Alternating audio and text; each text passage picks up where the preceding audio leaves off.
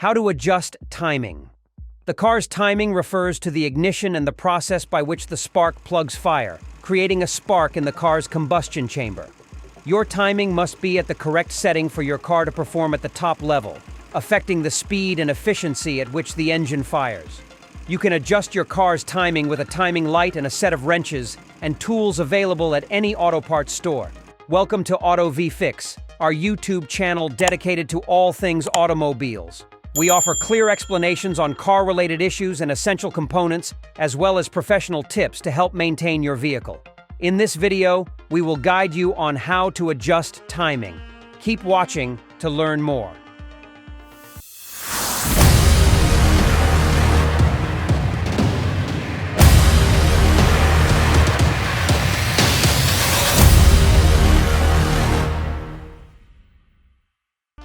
Understanding ignition timing. 1. Learn if your car needs to be adjusted or not. Modern cars that are controlled by electronic ignitions don't need to have their timing adjusted, but old-style four-stroke engines require that the timing be adjusted periodically to optimize the efficiency of the engine, making sure that the spark fires at the appropriate moment in the ignition cycle. 2. Understand the ignition cycle.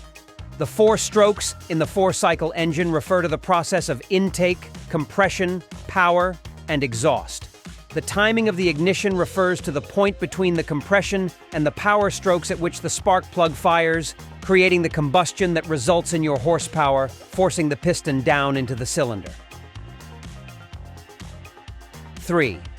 Learn the ignition timing number. Look for the ruler-style row of numbers on the front of the engine's harmonic balancer, or flywheel, which should have numbers above and below 0. Typically, when your car comes from the manufacturer, ignition base idle timing is set to a manufacturer specification before the top dead center. The timing advances as the engine's speed accelerates, however, resulting in a variable that will need to be periodically adjusted using a timing light. Checking your timing. 1. Hook up your timing light or timing gun. Hook your timing gun up to the power and ground terminals on your car's battery and hook the sensor that accompanies the timing gun to your number 1 cylinder spark plug wire. Follow the instructions, particularly to the timing light you're using to hook it up properly.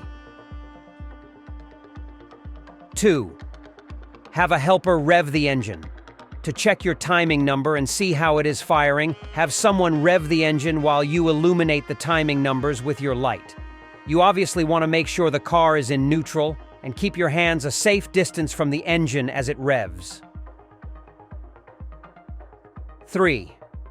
Shine the light directly onto the harmonic balancer and find the number.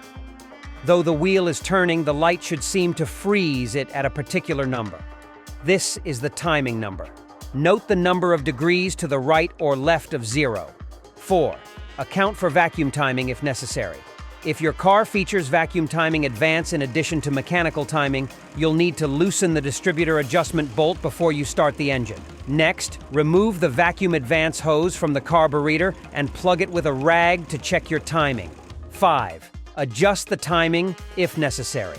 Now that you've found your ignition timing number, how do you know if you need to adjust it? All models of cars will have differing timing values, depending on the year it was manufactured and the variety of transmissions used. To learn whether or not you need to adjust your timing, find the optimum timing number for your make and model and adjust if necessary. Adjusting the timing. 1. Loosen the bolt that secures the engine's distributor enough so that the distributor can be turned. To adjust your timing, all you need to do is turn the distributor housing in one direction or the other, depending on whether or not you want to advance or move back the timing. 2. Adjust while the engine is at idle speed. Grab the distributor firmly and rotate it slowly to one side or the other. Continue rotating until the timing mark is in the correct position. Align the timing marks by continuing to move the distributor and checking with your timing light. When you've got it set where you want it, lock it back down by tightening the distributor bolts. Reconnect vacuum hoses. 3. When in doubt, total timing should be somewhere between 34 and 36 degrees.